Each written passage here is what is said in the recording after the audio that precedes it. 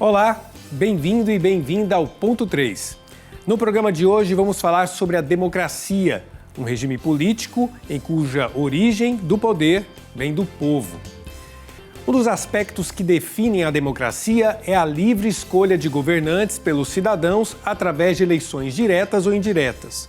O Brasil, depois de 20 anos de regime militar, iniciou sua transição democrática com eleições livres, elegendo pelo voto indireto o primeiro presidente.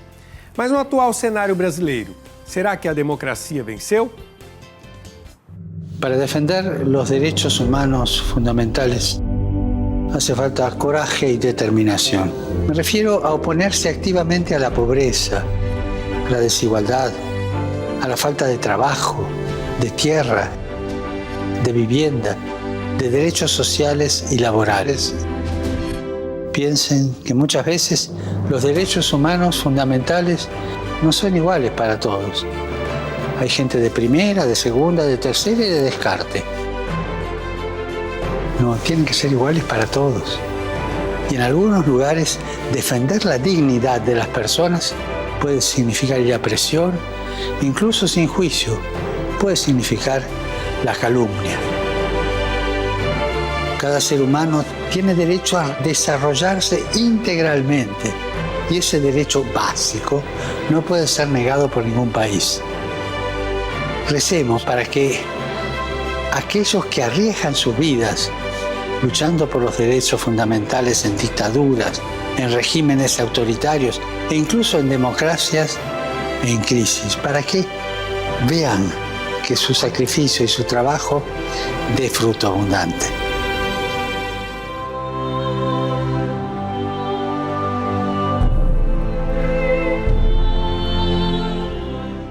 Então vamos, trabalhar pela dignidade das pessoas, num regime político que possa oferecer os direitos a todas as pessoas a uma vida digna. Por isso, para podermos aprofundar esse tema da democracia, nós recebemos como convidados para a nossa conversa de hoje o Vitor Medeiros, que é cientista social e doutorando em sociologia. Bem-vindo ao Ponto 3, Vitor. Muito obrigado. Também está conosco o Dr. Leon Safatli, que é o vice-presidente da Comissão de Direito Político e Eleitoral da Ordem dos Advogados do Brasil, Seccional Goiás. Dr. Leon, seja bem-vindo ao Ponto 3. Olá, irmão Diego. Prazer estar aqui com vocês e com os espectadores do Ponto 3. E eu começo contigo, Dr. Leon.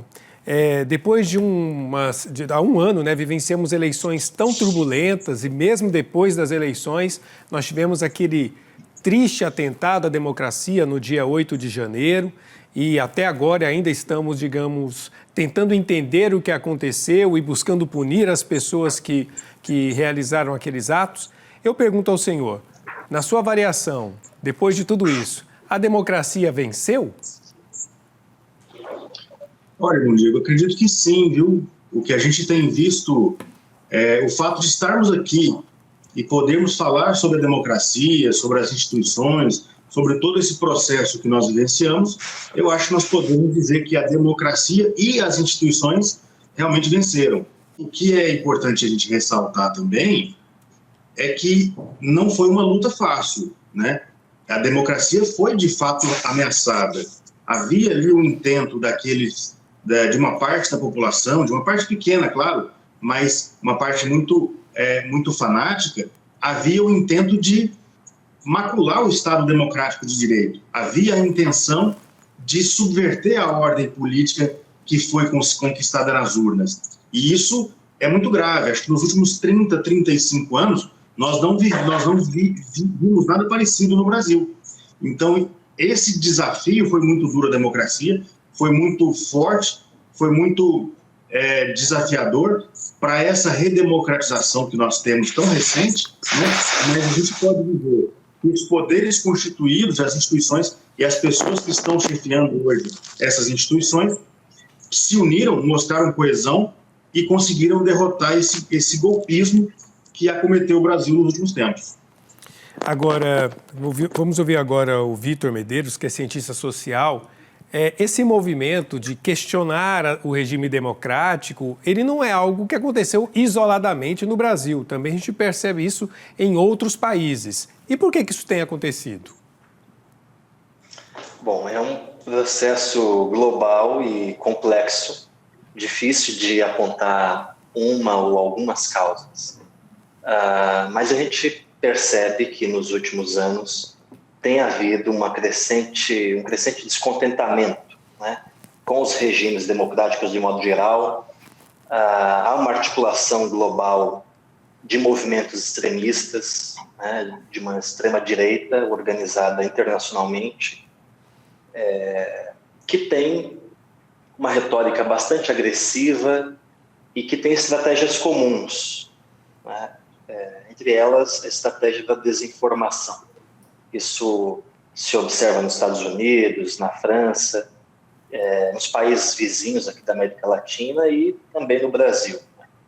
Então é um movimento que joga muito com a desinformação, que dissemina pânicos morais na população, notícias falsas e que acumula, né? Isso não é uma coisa que acontece de um dia para o outro, é um acúmulo, né? Vai havendo um acúmulo de imagens que são veiculadas e que desacreditam o sistema político eleitoral, o judiciário, as instituições da República. Doutor Leon, a gente fala de direito político e as pessoas talvez não tenham clareza, especialmente aqui no Brasil, do que seja isso. E nesse processo de questionar a democracia no país, as pessoas questionaram mesmo a atuação dos diferentes poderes, avaliando que havia excessos de um poder ou de outro poder. Então, eu queria que rapidamente o senhor pudesse explicar para o espectador esse regime político que nós temos no Brasil, em que nós temos 3 poderes, o executivo, legislativo e judiciário. E pode acontecer de um desses poderes extrapolarem as suas atribuições? Pode acontecer, né? Por isso que esses poderes são obrigados a promover sempre uma autocontenção, né, das suas prerrogativas, dos seus poderes, das suas funções. Então, cada poder tem que funcionar contribuindo para o outro, sem invadir a seara de atuação do outro. A gente, quando fala dessa situação dos poderes sendo atacados, a gente lembra principalmente do poder judiciário, né? Ele foi muito atacado nos últimos anos, um descontentamento da população, uma falta de compreensão também da população, mas, eventualmente, também, ele não é isento de críticas. Talvez ele tenha se excedido em algum momento nas suas atribuições, nas suas funções, nas suas determinações. Então, por isso que é muito importante essa autocontenção de cada um dos poderes e essa fiscalização mútua. Um poder fiscaliza o outro, um poder modera o outro, um poder controla o outro, para que eles permaneçam interdependentes e harmônicos entre si. E talvez uma coisa que a gente possa ressaltar nesse contexto de críticas ao Poder Judiciário é que muitas vezes ele parece se exceder e até se excede, mas me parece que falta um pouco do Poder Legislativo. O Poder Legislativo um pouco mais robusto, mais forte, ele preenche lacunas que o Judiciário acaba subsidiariamente preenchendo porque é provocado. Então, os grandes temas que estão em debate nacional, muitas vezes o Poder Legislativo se omite porque é desconfortável discutir, politicamente não é muito agradável, pode gerar controvérsias. É nesse momento que, como não há um vácuo de poder, não existe vácuo no poder, há uma provocação ao Poder Judiciário e o Poder Judiciário assume essa narrativa, assume esse protagonismo, quando não deveria. Então, passa também esse equilíbrio dos poderes, passa muitas vezes por um fortalecimento dos outros dois, especialmente, na minha visão, o Poder Legislativo. O Poder Legislativo, que é, digamos, o autor, né, da legislação, né, que constrói a Constituição, que é, digamos, o que regulamenta a vida das pessoas num país e, no caso, a relação entre os poderes. Olhando o que aconteceu no Brasil nos últimos anos, doutor Leon, houve desrespeito à Constituição por alguns dos poderes, falando da crise que vivenciamos recentemente? Não, eu acredito que não, a gente não pode reputar um descumprimento da Constituição pelos poderes em si, mas por pessoas que ocupavam esses poderes, eventualmente, podemos apontar fatos, podemos apontar circunstâncias. Os poderes não, eles permaneceram. Tanto é que estamos aqui falando sobre isso, discutindo sobre isso, e que há uma preservação da normalidade institucional que foi desafiada, como a gente falava na questão anterior. Mas houve pessoas, né, indivíduos, até chefes de poder, que tentaram, né, e tentaram violar essas normas constitucionais que regulam e que equilibram esses poderes constitucionais. Isso, de fato, aconteceu, né? Mas não acho que houve, por parte de um poder, uma exacerbação grave das suas funções, das suas prerrogativas. Quero até reforçar isso que o senhor disse. Estamos aqui numa televisão aberta, gratuita, concessão pública, discutindo democracia, um tema relevante para todos nós e com bastante liberdade, né? Em nenhum outro regime político que não fosse a democracia, isso seria possível. Vitor, queria que você falasse para a gente, porque as pessoas não entendem ou talvez não se veem representadas por aqueles que estão ocupando especialmente o poder legislativo. Você avalia que isso é verdadeiro, esse sentimento? E queria também que você destacasse o papel dos movimentos sociais para a manutenção do regime democrático em nosso país. Bom, quando a gente olha para o Congresso Nacional, a gente vê representantes que foram eleitos, né, de forma legítima, né, por um processo cuja lisura já foi atestada historicamente, enfim, são pessoas que têm alguma representatividade, né? Que o eleitorado tem o sentimento de que esse Congresso não é representativo, é preocupante, né? Pode indicar duas coisas. A primeira é de que o sistema político eleitoral, as regras do sistema político eleitoral, pode acabar provocando distorções, né?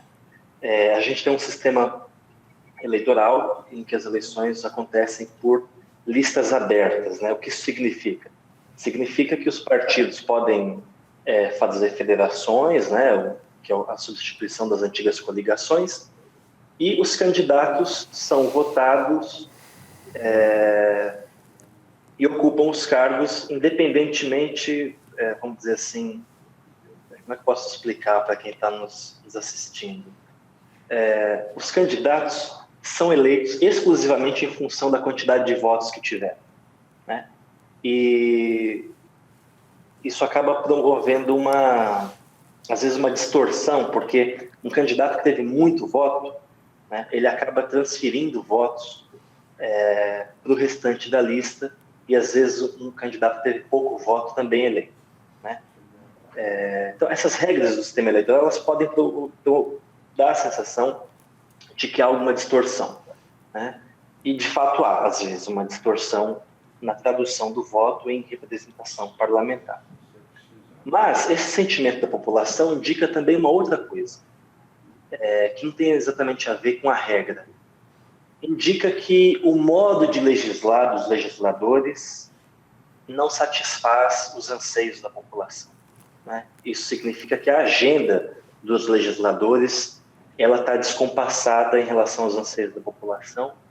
Isso tem a ver com uma dificuldade do poder legislativo em se comunicar, explicar para a população aquilo que tem feito, mas tem a ver também com o fato de que muitas vezes, quando esses legisladores assumem esses postos, eles legislam em função de suas prioridades, né, e não em função das prioridades do eleitorado que os elegeu. Então, o problema da representatividade está colocado, de modo geral, é um problema muito difícil e que demanda mais participação da sociedade civil, mais acompanhamento por parte do eleitor, inclusive para poder pensar eventuais reformas do sistema político, né? Agora, quanto à segunda pergunta, é sobre a importância, né, dos movimentos sociais Sim. na preservação do sistema democrático. Bom, eles podem preservar e podem destruir, né? O que nós vimos no último ano, né? Foram movimentos sociais extremistas contestando o resultado das urnas. O 8 de janeiro está aí, né? Um episódio deplorável. Então, os movimentos sociais, eles não são em si mesmos democráticos, então a vocação democrática. Há movimentos sociais que têm uma vocação antidemocrática, né?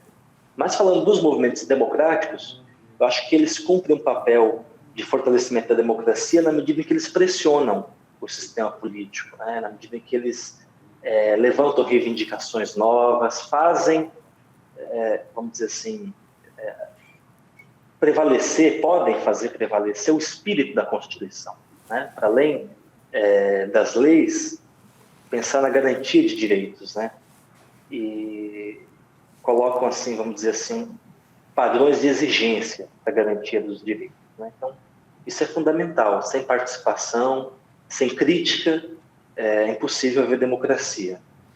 Muito importante essa palavra que você coloca, participação, né?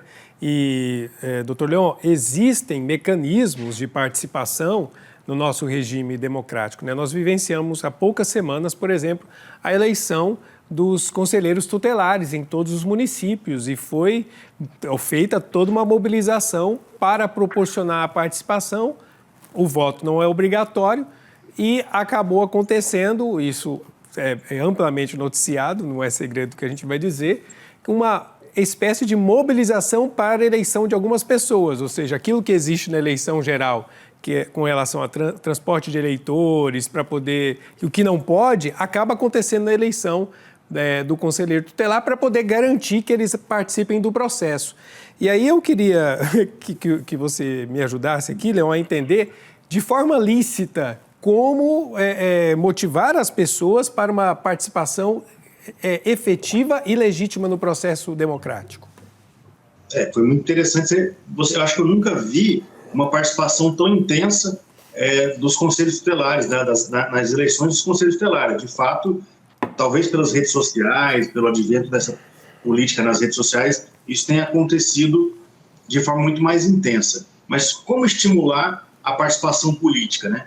Acho que por meio do debate, por meio das próprias redes sociais, que são uma ferramenta incrível, uma ferramenta poderosíssima de comunicação, né, de comunicação social, mas que, como o Vitor lembrou também, também há uma desinformação muito grande e as redes sociais são um meio de propagação de desinformação. Então, talvez a regulação das redes sociais seja um ponto importante para que a gente tenha menos desinformação, menos fake news na comunicação política, na comunicação social de forma geral. Mas o debate amplo, né, livre, sobre política, sobre partidarismo, sobre eleições, sobre regras, né, se vão mudar, se não vão mudar, sobre o funcionamento do parlamento, enfim, desde a escola, talvez, isso pudesse ser ampliado, né? Eu vejo que, às vezes, a nossa escola hoje em dia tem um ensino muito tecnocrata, muito ligado em questões que às vezes não vão ser utilizadas na vida prática, mas questões humanas, questões sociais e questões políticas não são abordadas. E quando são, muitas vezes fala-se em doutrinação, fala-se em discussões que afastam o aluno, afastam os professores, afastam a escola dessas reflexões que são tão necessárias, né? Então, acho que, começando na escola, mas perpassando por toda a vida, o debate e estar sempre sendo colocado é importante para que haja maior conscientização política dos eleitores e da sociedade em geral. É interessante essa contradição, né? Na era da informação e há tanta desinformação, né? E tantas pessoas mal informadas ou sem informação de qualidade para poder se posicionar na sociedade. Infelizmente, parece que a regulação acaba sendo um caminho. Vitor, eu queria que você falasse para a gente ainda sobre a participação no regime democrático. Nenhum de nós três aqui conheceu o período não democrático, conheceu o período de ditadura militar que o Brasil vivenciou até 1985. A gente não era nascido, então a gente não tem essa vivência. E boa parte da população economicamente ativa no país hoje e politicamente ativa não vivenciou aquele período. Mas ainda assim há pessoas que têm saudade do que não viveram. Então eu queria que você falasse quais os aprendizados a nossa sociedade teve daquele período de exceção que a gente não pode esquecer e dar valor à liberdade que a democracia nos garante hoje? Tudo aquilo que conspira contra a democracia se alimenta da ignorância, justamente, né? Eu acho que isso fica muito evidente com esse tipo de comportamento que você cita, porque é até difícil, né? Quando a gente vê pessoas defendendo a volta de um regime autoritário, né? A gente viu a mobilização de movimentos sociais de viés autoritário, né? Como a gente já citou aqui, negando o resultado das urnas e pedindo uma intervenção militar, né? Evidentemente por uma construção da memória que é plenamente equivocada, que é feita com base em discursos ideológicos, né? Se tem uma coisa que a gente aprendeu nesse último período é de que não só o futuro está em disputa, o passado está em disputa também, né? Uma narrativa sobre o passado, uma memória que seja condizente com os fatos, né? Que dê lugar à verdade, né? E a verdade é de que nos 21 anos de ditadura militar que a gente teve, nós tivemos pessoas mortas, pessoas desaparecidas por serem críticas ao governo. A gente teve a supressão do direito ao voto, que é uma coisa fundamental, né? Aliás, uma nota de rodapé importante, até a redemocratização, os analfabetos não podiam votar no Brasil, né? Então, até a ideia de sufrágio universal, né, de que todas as pessoas podem votar, né, uma participação extremamente básica, até isso é uma conquista muito recente, né? Isso é importante que a gente saiba, né? As mulheres não podiam votar até os anos 30 no Brasil, né? Até o fim do século XIX, com a instituição da República, havia voto censitário, né? Você tinha que comprovar certas posses, né? Um certo nível de renda para poder votar. Então, a gente sempre teve uma exclusão muito grande. E regimes ditatoriais são justamente a reiteração dessa exclusão, né? É importante que as pessoas saibam disso, é importante que a gente valorize o direito de ir e vir, valorize o direito de expressão, não usando do direito de expressão para poder violar o direito dos outros, né? Mas para poder trocar opiniões, né? Não existe democracia se a gente não tiver um espaço público em que a gente troca opiniões, em que aquele que ocupa o governo possa ser criticado, em que as decisões do governo possam ser debatidas, né? Em que a gente se submeta, inclusive os poderes se submetam à Constituição, inclusive, né? Regimes autoritários, eles basicamente prescindem da obediência a uma Constituição, né? E a pergunta que fica é: quem de nós confiaria tanto em uma pessoa ou em um grupo de pessoas para lhe dar carta branca para poder fazer o que quiser, né? Quem de nós consentiria em se submeter a um tirano? Acho que nenhuma pessoa em sã consciência acha isso legal, nenhuma pessoa em sã consciência daria carta branca para que alguém governasse sem se submeter a uma Constituição, a princípios que são acordados de forma coletiva, com a participação de todos, né? Isso é muito importante. Inclusive, né, doutor Leão, como consideração final e brevemente, queria que o senhor dissesse, nós nunca tivemos uma Constituição no país que ficasse em vigor por tanto tempo, né? E ainda assim, nós temos uma Constituição muito jovem, pouco conhecida, muitas pessoas não conhecem, e que ainda precisa de amadurecer, né, doutor Leão? Exatamente.